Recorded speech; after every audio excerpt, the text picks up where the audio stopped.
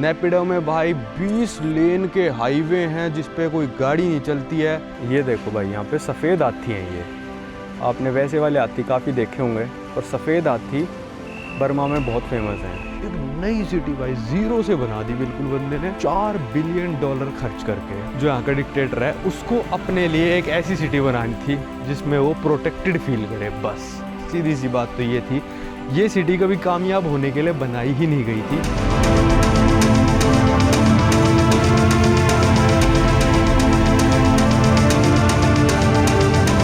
स्वागत है भाई आप सभी लोगों का एक नई वीडियो में।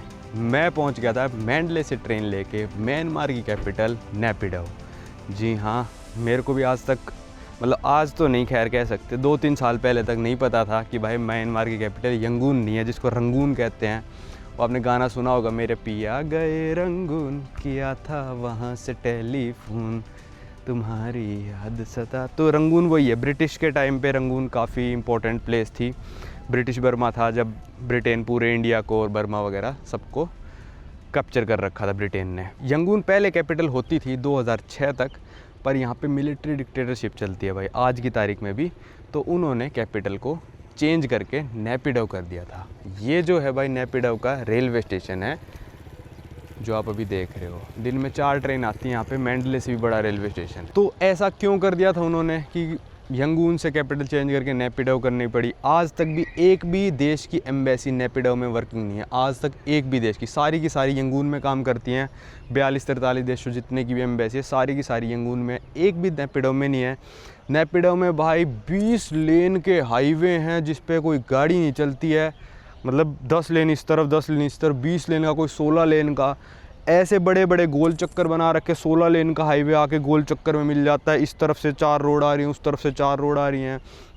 कोई भी इस सिटी का सिटी सेंटर नहीं है। जोन्स में डिवाइडेड है सिटी की। ये पार्लियामेंट जोन है, ये होटल जोन है, ये आपका शॉपिंग जोन है, ये आपका हाउसिंग जोन है, ये मिलिट्री जोन है।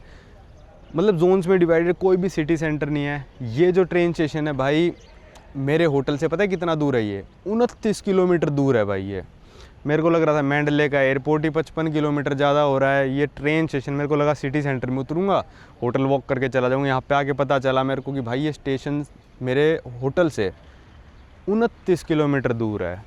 अभी टैक्सी वालों से भी भाई झगड़बाजी कर रहा था मैं। भाई 1-1 लाख के 8 मांग रहे हैं। मैंने कहा 2-3 जगह मेरे को घुमा के होटल छोड़ देना। 1-1 लाख के 8 मतलब कितने हो गए? $22-23। 29 किलोमीटर जाने के $25 मांगने लग रहे हैं। कोई सेंस नहीं बना रहा, तो मैंने उनको भगा दिया। अभी थोड़ी सी बारिश रुकी है तो मैं सोच रहा हूँ भाई नेपिडो आपको दिखाते दिखाते ही अपने होटल पहुँचूँ, क्योंकि यहाँ से मैं सीधा होटल जाऊँगा। 30 किलोमीटर कोई मतलब नहीं है, सारी चीज़ें बीच में ही आएंगी।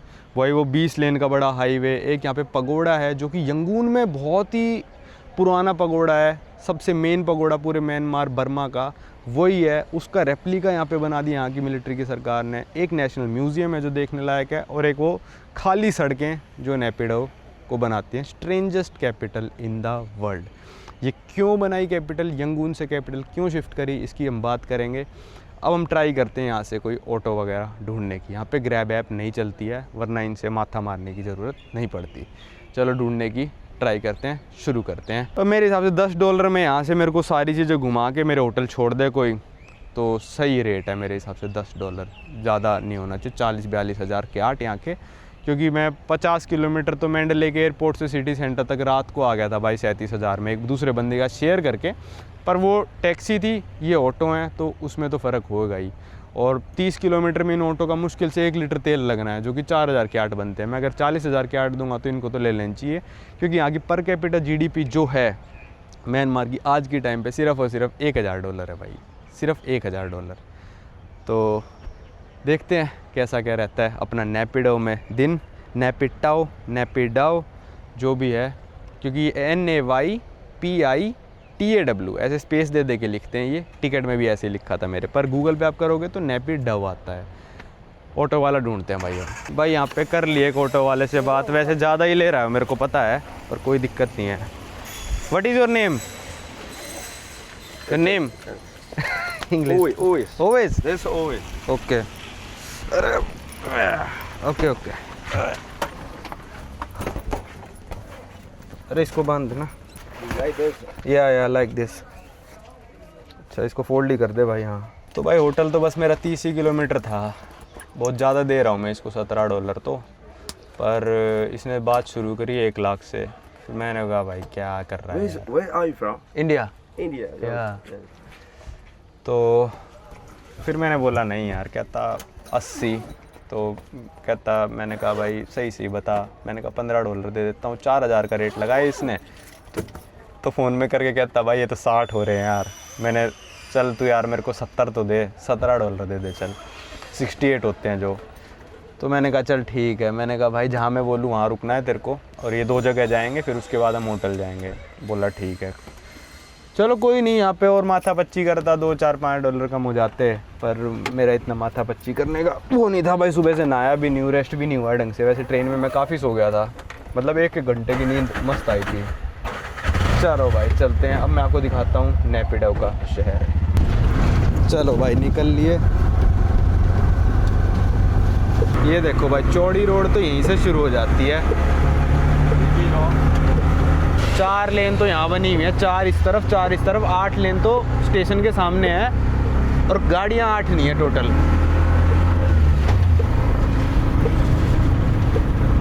भाई ये देखो सड़कें, आप खाली सड़कें भाई, बिल्कुल खाली सड़कें। ट्रेन या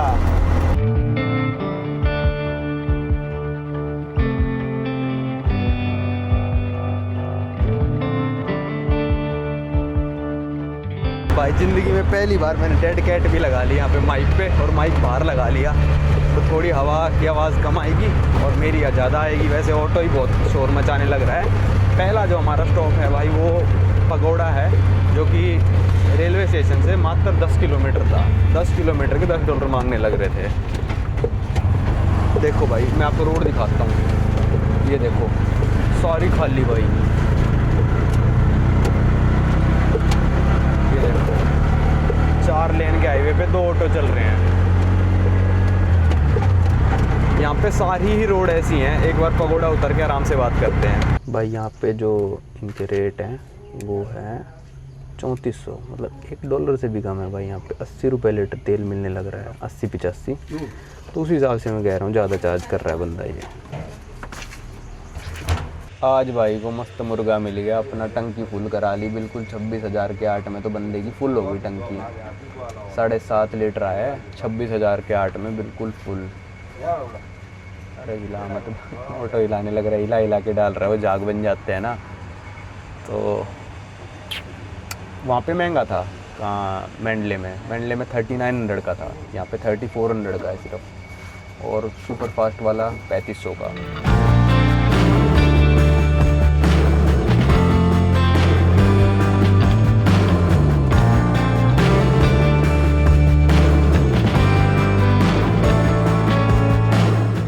नेशनल म्यूज़ियम, यहाँ पे एक म्यूज़ियम की बुकलेट दे दी है। मैं अपना नाम आपको दिखाऊं तो 2 दिनों बाद कोई यहाँ पे आया है। Okay thank you. ये टिकट है भाई म्यूज़ियम की, और ये मेरा ऑटो ड्राइवर है।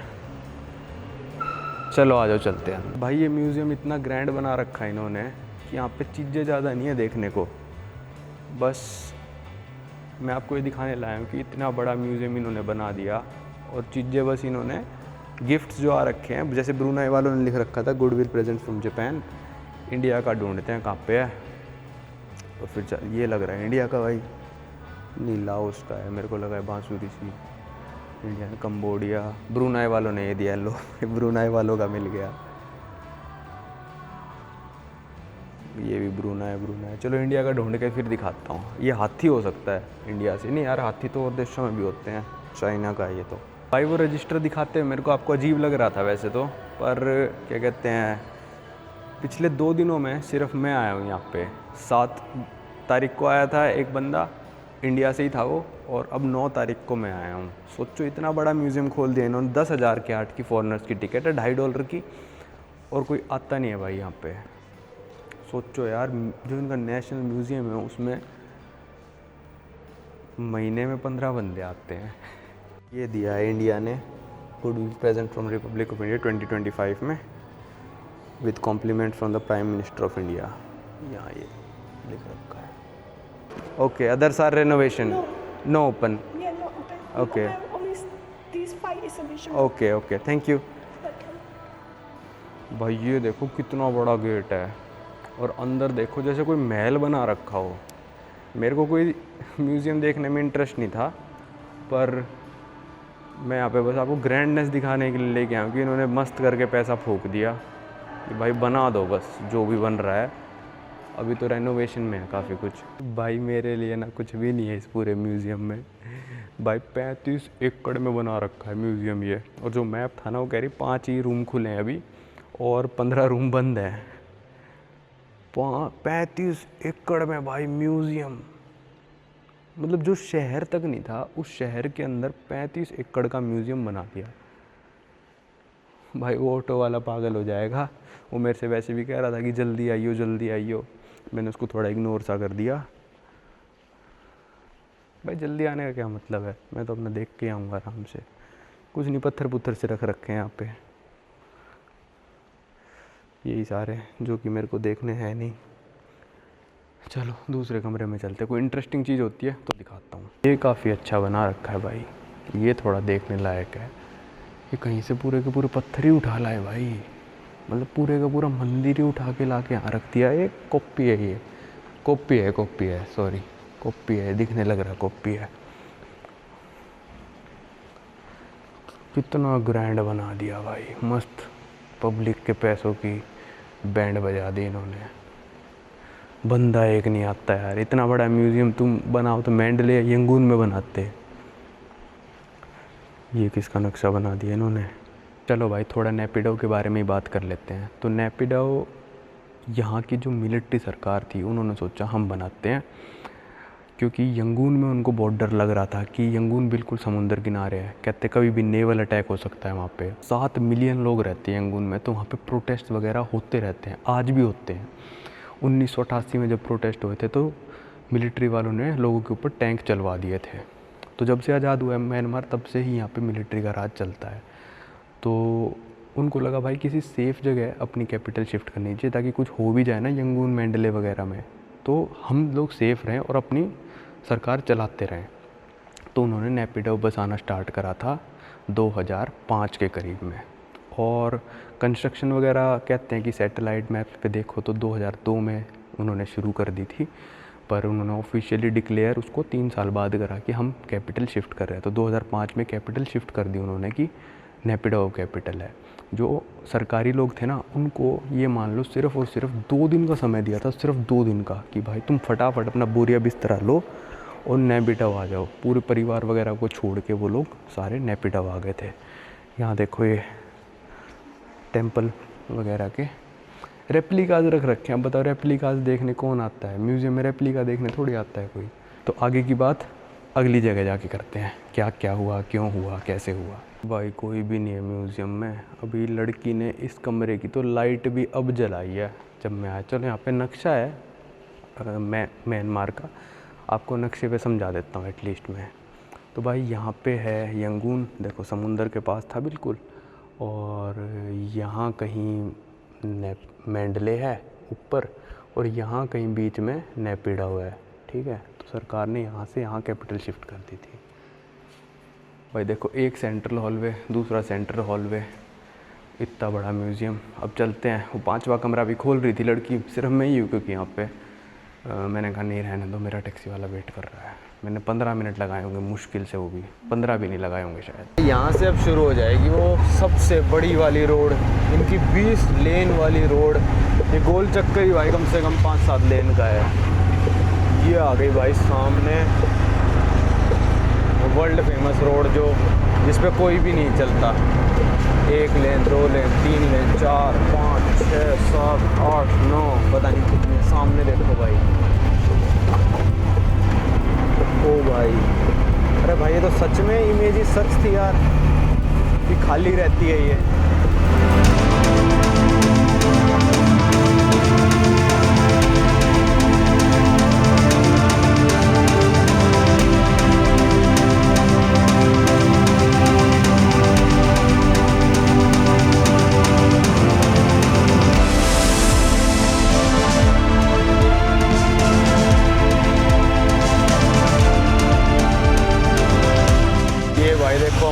लेन का हाईवे क्रॉस करने लग रहे हैं। लेन गिन लो चाहे तो आप। सामने आ गया भाई पगोड़ा। भाई ये सारा अर्थक्वेक से डैमेज हो गया है पगोड़ा, और ऊपर अभी इसकी थोड़ी रिपेयरिंग सी भी चल रही है। पता नहीं कहाँ रोकेगा जाके। अरे भाई रोक दे इस ऑटो को। मेरा यार जीपीएस नहीं चल रहा है यहाँ पे। मेरे को लग रहा है जीपीएस ब्लॉकर्स लगा रखे हैं, कहीं की भी लोकेशन दिखा रहा है भाई मेरा जीपीएस। तब तक चल ही नहीं था, मेरे को समझ ही नहीं आ रहा। अच्छा यहाँ से है मेन एंट्रेंस। भाई इतना बड़ा पगोड़ा बना दिया, सिर्फ मेरे जूते रखे हैं यहाँ पे। चलो आ जाओ चलते हैं। जूते उतारने पड़े भाई, पूरी सीढ़ियाँ भी बिना जूतों की चढ़नी है। बंदा बोल रहा है जूते उतार दे अपने। मैं कहा ठीक है चलो आ जाओ चलते हैं। भाई ऑटो वाला बिल्कुल उल्लू का पट्टा है भाई। मैंने उसको पहले बोला कि टिकट लेनी है, कहता नहीं नहीं नहीं लेनी। फिर मैं जाने लगा अंदर, मैंने जूते उत्ते उतार दिए तो वो कह रहे हैं ओ भाई अंदर वाले की बंद है। चलो कोई नहीं, बंद है। यहाँ से 2-4 वीडियो बना लेता हूँ। जूते पहनने लायक तो मैं रहा नहीं, क्योंकि पैर हो गए गिल्ले। ये है भाई पगोड़ा, और ये देखो इसकी ना रिस्टोरेशन चल रही है, क्योंकि अर्थक्वेक में डैमेज हो गया था ये। सेम पगोड़ा भाई यंगून में है, मेरे को नाम याद नहीं आ रहा, श्वेडोंगकुर कर कुछ ऐसा करके है। उससे सिर्फ ये 30 सेंटीमीटर छोटा बनाया है। तो यहाँ के जो समझ जाओ आप किसने बनाया है ये। अंदर आप इसके जा सकते हो, अंदर मतलब मस्त है जाने का, बहुत बढ़िया बना रखा है अंदर से। पर भाई आज बंद है ये, क्योंकि शायद रेस्टोरेशन चल रही है इसलिए बंद है, या पता नहीं क्या है किस लिए बंद है। मेरे को तो अंदर जाने नहीं दिया। चलो चलते हैं, अब नहीं जाने दिया तो क्या ही कर सकते हैं। नावी गोल्डन लेक, हाँ elephants okay okay white elephants okay, I will go and see. चलो भाई, बंदा कह रहा है वहाँ पे वाइट एलिफेंट्स हैं। म्यांमार में फेमस है वाइट एलिफेंट्स, तो वो तो जाके देख ही आए। अब नंगे पैर हो ही चुके हैं तो फिर कुछ फ़ायदा उठा ही लेते हैं। ये देखो मेरे पीछे हो पगोड़ा। खैर इतने पगोड़ा देख चुका, अब मेरे को कोई मतलब ऐसा खास में इम्प्रेस नहीं हो रहा। हाँ भाई क्या ही है। और ये तो भाई इसके साथ तो कोई हिस्ट्री भी नहीं जुड़ी हुई, ये तो अभी बनाया। जब ये शहर बनाया ना, तभी यहाँ के जो मिलिट्री रूलर थे उन्होंने बनाया कि भाई लोगों को पागल बनाने के लिए यहाँ बना दो। और ऐसे ऐसे भी बहुत सारी चीज़ें बना रखी है इन्होंने ना। पीछे भी रोड पे जाते हुए मैं आपको दिखाऊंगा। ये देखो ऐसी ऐसी बहुत सारी चीज़ें हैं पगोड़ा आने से पहले। ये देखो भाई यहाँ पे सफ़ेद हाथी हैं। ये आपने वैसे वाले हाथी काफ़ी देखे होंगे, पर सफ़ेद हाथी बर्मा में बहुत फेमस हैं। वो देखो वहाँ पे भी हैं। देखो हाथी मुंडी हिलाने लग गया मेरे को देखते ही। थोड़ा ऐसा बूढ़े सी लग रहे हैं इनको, कोई देखने नहीं आता यार। दया भी आती है कि कहाँ फंस गए ये बेचारे, इनको यहाँ रख दिया। भाई वैसे देखो बनाया तो शानदार है। स्टेयर्स बना रखी हैं, एलिवेटर बना रखा है। अंदर जाने को मिलता तो और मज़ा आता है। इसके चारों तरफ घूम सकते हो, पर आप देखोगे सारी तरफ क्रेन ही क्रेन है, क्योंकि ये अर्थक्वेक में डैमेज हो गया था। और हाल फिलहाल ये अर्थक्वेक आया था, क्योंकि जब दीपांशु आया था ना यहाँ पे म्यांमार 2 साल पहले, तब सब कुछ नॉर्मल था यहाँ पे। वो ऊपर भी गया था, ना कोई क्रेन थी, ना रेस्टोरेशन था, ना कुछ खोदा पाड़ी चल रही थी। अभी हुआ है ये जो भी हुआ है ना। ये है वो रोड जिसका नाम है अरे भाई मेरा जीपीएस ना इन्होंने हैंग कर दिया, मतलब चल ही नहीं रहा है भाई जीपीएस यार। यहाँ पे कोई दिक्कत आई है जिसकी वजह से मेरे को पता ही नहीं चल रहा कि मैं हूँ कहाँ पे। ये रहा, इस रोड का नाम है भाई याज़ा हतरानी रोड। और भाई आप लेन्स गिन लो, 1 2 3 4 5 6 7 8 9 और 10 लेन इस तरफ हैं भाई, और 10 ही लेन उस तरफ हैं। और भाई आप गाड़ियाँ देख लो कितनी हैं, मतलब इस हिसाब से बनाया था तो भाई बिज़ी रहना चाहिए था भाई। ऑटो वाला कभी किसी लेन में चलाता है, कभी किसी लेन में चलाता है, अपने मर्जी से चल रहा है। और मैंने सर्च करा, इंडिया के जो सबसे चौड़ा हाईवे है ना, वो 14 लेन का है मैक्सिमम अपनी चौड़ाई पे, दिल्ली मेरठ एक्सप्रेस पे। 7 लेन एक तरफ, 7 लेन एक तरफ। पर यहाँ पे है भाई 10 लेन एक तरफ, 10 लेन एक तरफ। और यहाँ पे सिर्फ 10 लाख लोग रहते हैं पूरे शहर में। और ऐसे ऐसे कई सारे हैं भाई, मतलब कोई गोल चक्कर ही भाई 8-10 लेन का है, कोई गोल चक्कर पे 16 लेन जाके मिलते हैं, कहीं से 4 लेन, कहीं से 8 लेन, कहीं से 10 लेन आके मिल जाती हैं। ऐसे ऐसे गोल चक्कर हैं यहाँ पे, अजीब अजीब से। देखना भाई अकेला ट्रक जाने लग रहा है, खाली बिल्कुल। तो ये क्यों बनाया था, इसके बारे में होटल से निकल के शाम को डिस्कस करते हैं। ये मैं आपको दिखा रहा था, ये मेरे को लग रहा है कि भाई दुनिया का वन ऑफ द मोस्ट चौड़ा हाईवे है ये।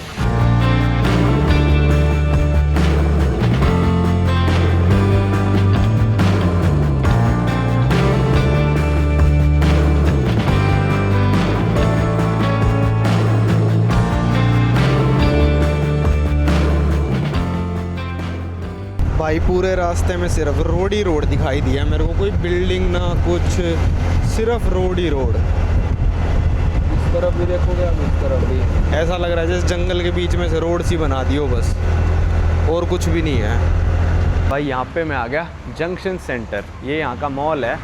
और यहाँ पे मैंने ऑटो वाला अपना भाई चला गया, मैंने उसको बोला वेट कर 1 घंटा यहाँ पे, मैं तेरे को थोड़े और पैसे दे दूँगा और मैं खा पी के आऊँगा। तो बोला ठीक है। भाई मॉल में तो अच्छी खासी चहल पहल दिख रही है मेरे को, मतलब जैसी मेरे को उम्मीद थी कि कोई भी नहीं होगा, लोग हैं, आ रखे हैं। पर जैसे आप देखोगे रेस्टोरेंट्स वगैरह खाली से ही पड़े हैं, मतलब जितने लोग हैं उसके हिसाब से काफ़ी बड़ा बनाया है इन्होंने, वो हर चीज़ इन्होंने ज़्यादा बड़ी बनाई है यहाँ पे। तो वैसे सही है, उम्मीद से ज़्यादा लोग आ रखे हैं। देखो ये भाई टैक्स की स्लिप, कमर्शियल टैक्स की, ये बकायदा ये चिपकने वाली मस्त स्लिप्स हैं भाई।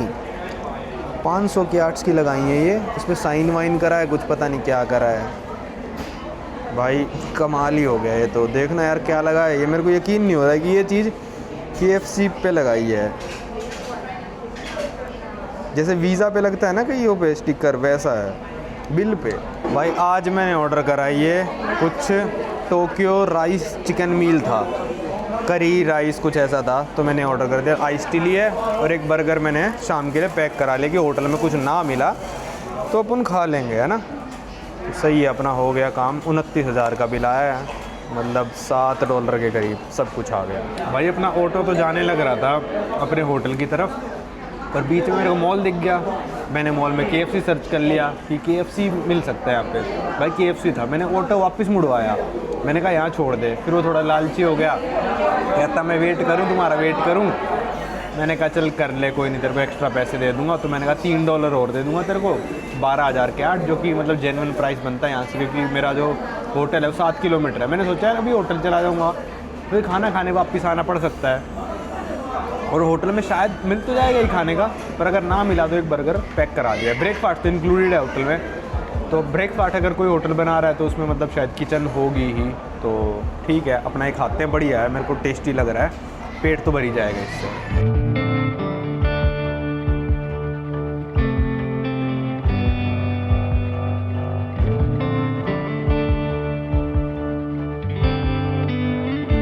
चलो भाई कोहन भाई जा रहे हैं, ओके बाय टुमारो। चलो रेडी। यहाँ होटल आ गया था भाई, और होटल में मेरे को बंदा बाइक पे लेके जा रहा है। Breakfast here morning 7 to 9:30. Okay, no problem. भाई यहाँ पे स्कूटी पे आया हूँ मैं अपने कमरे पे, और नॉर्मल सा ही है भाई। ब्रेकफास्ट करने सुबह सुबह पैदल जाना पड़ेगा। भाई ये अपना कमरा है, और इसमें ना पेस्ट कंट्रोल वाली दवाई सी छिड़क रखी है कुछ, बहुत ही मतलब देखना दाग धब्बे लगे हुए हैं इस पे। देखो ये लग्जरी होटल्स है भाई नेपिडो के, ये देखो दीवारें आप देख लो, ठीक है। एम्यूनिटीज़ वगैरह दी हैं सारी, पर अब टॉयलेट देखो, खांस के मर गया मैं तो। चलो बाहर चल के बात करते हैं। भाई ये पहुंच गया था मैं होटल, और होटल भी यहाँ पे भाई बिल्कुल खाली पड़े रहते हैं, कुछ भी नहीं है होटल वालों के पास भी, एक ग्राहक नहीं आता इनके पास। सारे होटल लाइन से हैं, ये होटल जोन में आ गए अब हम नेपिडो के। सारे के सारे होटल एक लाइन से, एक के बाद एक के बाद एक के बाद एक, बड़े बड़े एरियाज में बने हैं। पर आप कमरे देखो, जिस हिसाब से मेरे को बाइक पे लेके आया था ना बंदा, मेरे को लग रहा था बढ़िया सा कमरा होगा, आपको मतलब मस्त कमरा होगा, पर आके ये हॉस्टल जैसी बिल्डिंग बना रखी है। ऐसे हॉस्टल होते थे भाई, जब मैं अपनी मेडिकल की पढ़ाई कर रहा था ना, ऐसे हॉस्टल होते थे। और हॉस्टल जैसे मतलब एक के बाद जो में एक कमरा, छोटे छोटे कमरे ऐसे बना रखे, बिल्कुल मेंटेन्ड नहीं, जैसे मैंने आपको दिखाया। ग्राहक ही नहीं है भाई इनके पास। ये होटल मेरे को मजबूरी में $40 का कराना पड़ गया, कोई स्कीम है, अगर मैं इसको $40 का कराता हूँ तो मेरी एक फ़्लाइट फ्री हो जाएगी, कुछ ऐसा थोड़ी सी स्कीम है जो मैंने लड़ाई है। वरना ये होटल लगभग आप मान लो $25 तक मिल जाता है। अब ऑटो वाले का बताता हूँ। भाई ऑटो वाले के साथ वहाँ से डील हुई $17 में, ठीक है, 68,000 के 8, 4,000 के रेट के हिसाब से। उसने खुद ही बोला था कि $1 का 4,000 रेट मिलता है, ठीक है। मैंने कहा ठीक है भाई।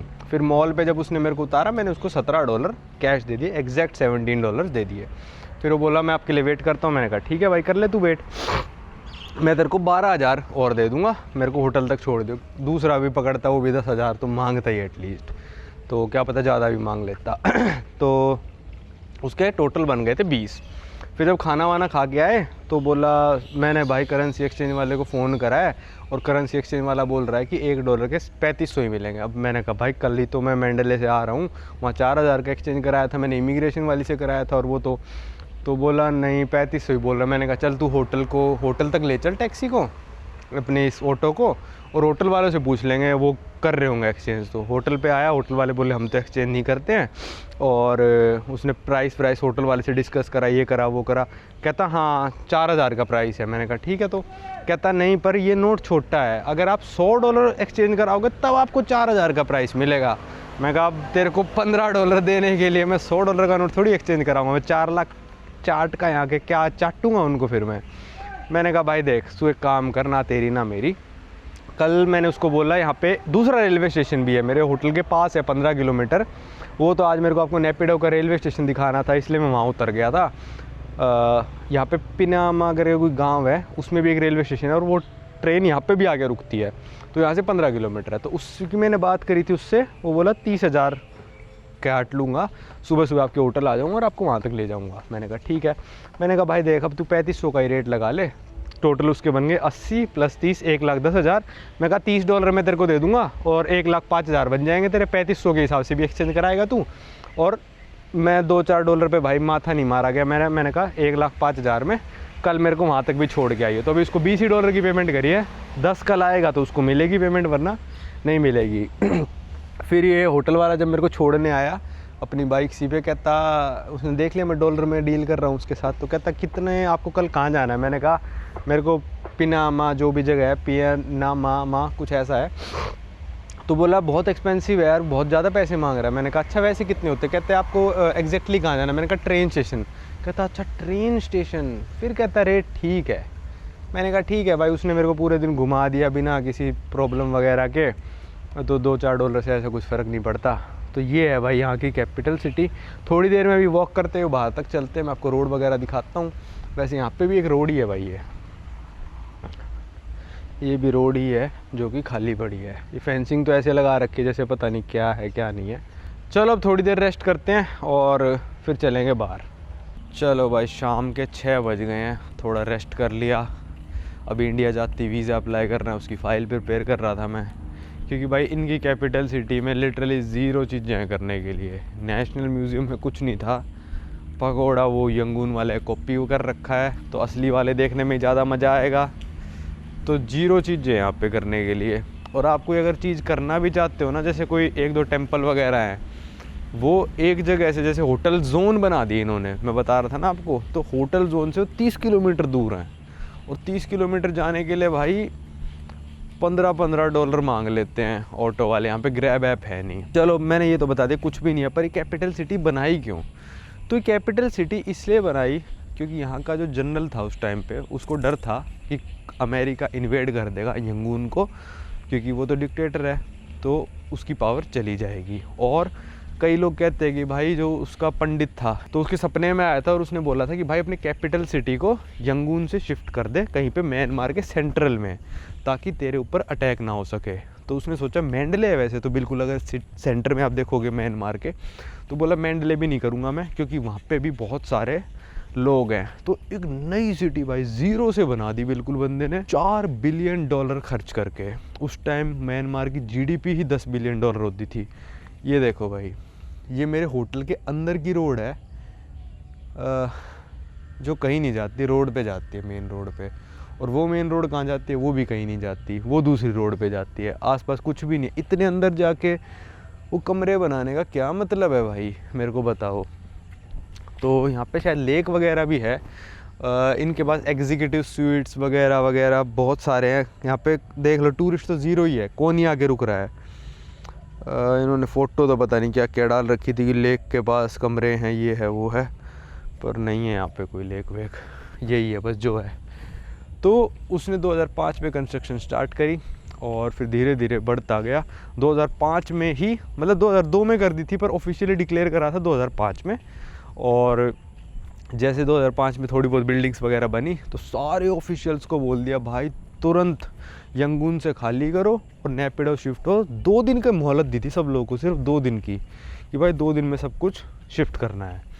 सब कुछ शिफ्ट कर दिया। अभी नई सिटी बना दी, यहाँ पे चीज़ें ऐसी बनाई हैं, लोग कहते हैं कि भाई जो प्रेसिडेंशियल पैलेस है उसके चारों तरफ गार्ड्स ही गार्ड्स होते हैं, वहाँ पे तो आप जा भी नहीं सकते हो, अलाउड ही नहीं है। प्लस उस प्रेसिडेंशियल पैलेस से नीचे से सारी अंडरग्राउंड टनल्स जाती हैं पूरे शहर में जो जाती हैं। ये अब मतलब इसका कोई प्रूफ नहीं है कि नॉर्थ कोरिया के साथ इन्होंने कोलैबोरेशन करके वो टनल्स बनाई थी।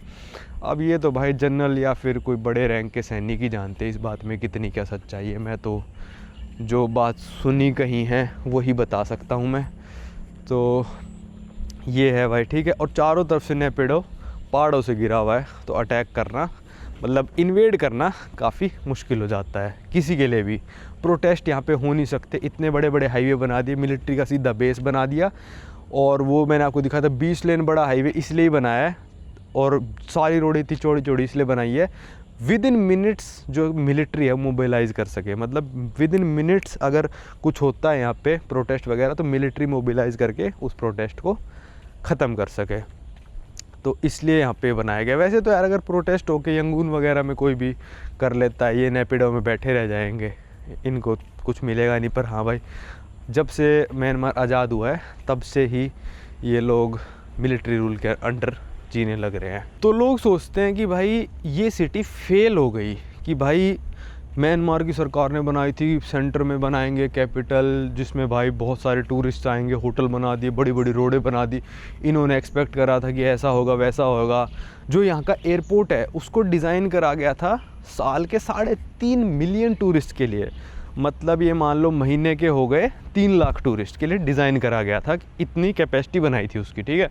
पता है वहाँ पे कितने लोग आते हैं? मुश्किल से दिन में किसी दिन 50 आएंगे, किसी दिन 100 आएंगे, किसी दिन 20, किसी दिन 25। बस यहाँ से फ़्लाइटें ही नहीं चलती हैं। मुश्किल से मैंडले और यंगून फ़्लाइट जाती है, वो भी पूरी फुल नहीं होती क्योंकि फ़्लाइट के प्राइस महंगे हैं। बस आपको 3-4-5 घंटे में तो ट्रेन ही पहुँचा देती है इधर से उधर, वो भी $2 में। तो कोई क्यों आम बंदा फ़्लाइट से आना चाहेगा? तो लोग सोचते हैं कि सिटी फ़ेल हो गई। जी नहीं, ये सिटी फ़ेल होने के लिए ही बनाई गई थी। ये सिटी फ़ेल होने के लिए इसलिए बनाई गई थी क्योंकि सिर्फ़ और सिर्फ जो आर्मी का जनरल है, जो यहाँ का डिक्टेटर है, उसको अपने लिए एक ऐसी सिटी बनानी थी जिसमें वो प्रोटेक्टेड फील करे। बस सीधी सी बात तो ये थी। ये सिटी कभी कामयाब होने के लिए बनाई ही नहीं गई थी, क्योंकि लोग कह देते हैं कि भाई ये सिटी फ़ेल हो गई। भाई ये बनाई ही, पैसे ही खर्च उसने अपनी प्रोटेक्शन के लिए करा था। अच्छा, यहाँ पे एक चीज़ दिखाता हूँ। ये वाले विलाज हैं जो $160-70 के हैं। ये एक तालाब सा बना रखा है और सामने ये विलाज बना रखे हैं। मैं सोच रहा था ऐसा कुछ विला मिलेगा $40 में, पर मेरे को तो भाई हॉस्टल का कमरा दे दिया $40 में। आज तक एक भी एम्बेसी यहाँ पे मूव नहीं हुई है, ठीक है। 2-3 एम्बेसी है जिन्होंने ज़मीन यहाँ पे लीज़ पे ले ली है, ब्रुनाई ने ले लिया, बांग्लादेश ने ले लिया है, पर एक भी एम्बेसी यहाँ पे मूव नहीं हुई। पूछो क्यों नहीं हुई? उनको पता है भाई उनके सारे जो वीज़ा एप्लीकेंट्स हैं और जो उनके सिटीजन्स हैं वो बड़े शहरों में रह रहे हैं, जैसे मैंडले हो गया, यंगून हो गया। तो सारी की सारी एम्बेसी आज भी यंगून में ही है, क्योंकि उनको पता है भाई यहाँ पे शिफ्ट करके वो करेंगे क्या। तो सरकार को भी कोई फ़र्क नहीं पड़ रहा कि एम्बेसी यहाँ पे शिफ्ट नहीं कर रही, क्योंकि ये सिटी मैंने आपको बता दिया एक ही पर्पज़ के लिए बनाई थी, वो इनका पर्पज़ फुलफ़िल हो ही रहा है, क्योंकि आज तक इन पे मतलब किसी और फॉरेन पावर ने अटैक वटैक नहीं करा है। ये मैं पहुँच गया भाई होटल के बाहर बिल्कुल, और देखना कितना आलीशान सा होटल बना रखा है बिल्कुल। ये होटल का रिसेप्शन है, यहाँ पे आप अपना ब्रेकफास्ट करने आ सकते हो। तो बैग उठा के कल यहीं पे आ जाऊँगा ब्रेकफास्ट करने। और ये आ गई रोड सामने, और इस रोड के दोनों तरफ, उस तरफ भी और इस साइड भी सारे के सारे होटल ही होटल हैं। ये तालाब एक और बना दिया आर्टिफिशियल। ये देखो भाई, गोल्डन लेक होटल। और जिस होटल की एंट्रेंस ऐसी होगी, आप उससे क्या उम्मीद करोगे? कमरा जैसा मैंने दिखाया वैसा भाई। पर सारे ही होटल ऐसे हैं यहाँ पे। ये देखो कितना बड़ा बड़ा इन्होंने लगा रखा है गोल्डन लेक होटल का बोर्ड। उस साइड वो भी सामने जो है दिख रहा है आपको, वो भी होटल है। कम से कम 15-20 होटल है यहाँ पे इस लाइन में, इस वाली रोड पे। ये रोड देख लो, आपको 8 लेन तो ये रोड है भाई, 4 लेन इस तरफ है, 4 लेन उस तरफ हैं। ये होटल के अंदर जाने के लिए लगभग 3 लेन चौड़ी रोड बना रखी है। 3 ग्राहक नहीं आ रहे होंगे इनके दिन में। ये देखो 1 लेन 2 3 4 8 लेन का तो ये वाला हाईवे है भाई, जिस पे आप ट्रैफिक देख लो एक बार कितना है ही नहीं। 8 लेन के हाईवे पे 2 ऑटो जा रहे हैं ये, और ये भी मुश्किल से ही खाली पड़ा है बिल्कुल। देखो भाई जो इनका 20 लेन रोड मैंने आपको दिखाया, मैंने सर्च करा, इंडिया में है भी नहीं 20 लेन का कोई रोड। इंडिया में मैक्सिमम 14 लेन का है जो मैंने बताया। भाई उस 20 लेन के रोड पे ना आप एक जंबो जेट लैंड करा सकते हो भाई। A380 लैंड हो सकता है उस रोड पे। हालांकि अब आधी रोड पे डिवाइडर बना दिए हैं, पर आधी रोड अभी भी ऐसी है जिस पे पूरे के पूरे 20 लेन दिखती हैं। वो मैं जा नहीं पाया, उस ऑटो वाले को समझा नहीं पाया। फ़ोटोज़ देखो आप, और हो सकता है शायद उस पर भी अभी डिवाइडर बना दिया इन्होंने, पर इन्होंने बनाई वो लेन इसलिए है कि भाई यहाँ पे फाइटर जेट उतार सकें। सीधी सी बात तो ये है, वरना क्यों कोई 10 लेन का बनाएगा भाई। इंडिया इतनी बड़ी पॉपुलेशन है, इंडिया ने आज तक भाई 10 लेन के हाईवे नहीं बनाए, 20 लेन का हाईवे नहीं बनाया। यहाँ पे 1 मिलियन पॉपुलेशन है भाई, 1 मिलियन, सिर्फ 10 लाख लोग रहते हैं, वो भी अभी रहने शुरू हुए हैं। वो रोड भाई 2005 में बनानी स्टार्ट कर दी थी इन लोगों ने, जब यहाँ पे कुछ भी नहीं था भाई, मतलब 1-2 लाख लोग रहते होंगे। अब तो सारे इन्होंने शिफ्ट करे हैं ज़बरदस्ती, जितने भी हैं सारे आधे से ज़्यादा तो ऑफिशियल्स हैं। प्रोटेस्ट कौन करेगा यहाँ पे। तो वह फ़ोटो देखो भाई, 20 लेन का ऐसा चौड़ा हाईवे, एक साइकिल वाला बंदा जा रहा है बस, तो उस पर जंबो जेट उतारने का इनका है।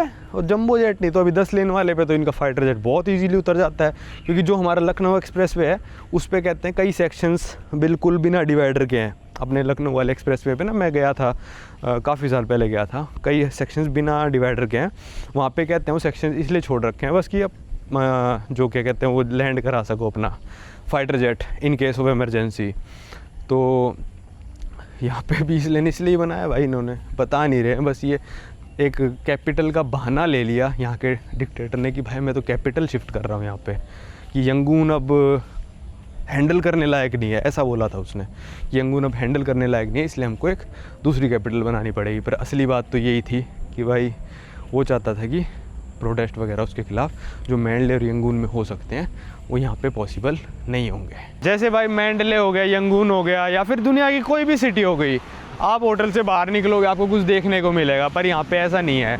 आप होटल से बाहर निकलोगे, खाली सड़क है, और इस पूरी लेन में 8-10 किलोमीटर तक इस साइड और इस साइड, मतलब 4 किलोमीटर इस साइड, 4 किलोमीटर इस साइड होटल ही होटल हैं। मेरे को कहीं पे भी अगर घूमने भी जाना है तो ऑटो करना पड़ेगा, और ऑटो मतलब $10 तो फॉरनर से मांगते ही मांगते हैं यहाँ पे, क्योंकि ग्रैब वगैरह है नहीं, उनको पता है बंदा मजबूरी में देगा ही। तो कहीं बंदा मतलब होटल में आके ना आप रिस्ट्रिक्ट हो जाते हो, और आप कहीं पे भी घूमने भी नहीं जा सकते। इसलिए मैंने सोचा स्टेशन से निकलते हुए आते हुए घूम लेता हूँ सारा, फालतू में मतलब यहाँ से आऊँगा, यहाँ पे ऑटो मिले ना मिले, इस हाईवे पे फुल जा रहे हों, क्योंकि देखा आपने कितना बिजी रोड है। यहाँ पे 1 लेन भी रोड बनाते ना, 1 लेन इस साइड 1 लेन इस साइड, इनका काम चल जाता, पर इन्होंने बनाया 4-4 लेन है, वही मिलिट्री को बहुत जल्दी से मोबिलाइज़ करने के लिए, अगर कुछ इनके साथ बुरा होता है तो। चलो चलते हैं कमरे में वापस, कुछ भी देखने का तो है नहीं यहाँ पे, इसलिए मैं यहाँ पे एक ही दिन रुका हूँ। कल दोपहर 12:30 की ट्रेन है। वैसे सुबह सुबह भी चलती है यहाँ से ट्रेन, 7 बजे चलनी शुरू हो जाते हैं, 6-7 बजे, और आखिरी ट्रेन थी दोपहर 12:30 बजे जो मैंडले से आएगी, यहाँ रुकेगी और फिर आगे यंगून जाएगी। तो मैंने वो इसलिए करा, आराम से उठेंगे, रोज़ डेली 6 बजे उठ के, मेरे बस की नहीं जाना। यहाँ पे रेस्टोरेंट भी 9 बजे तक खुला है, मेरे को भूख नहीं है, अपना बर्गर जो लेके आया वही खाऊंगा और सुबह इनका ब्रेकफास्ट करूँगा। चलो भाई, इस वीडियो को रखते हैं यहीं तक। अब आपको मिलेंगे अगली वीडियो में, जिसमें मैं आपको दिखाऊंगा इनकी लेटेस्ट ट्रेन्स जो इन्होंने जापान से इंपोर्ट करी हैं, और उसमें हम चलेंगे यंगून।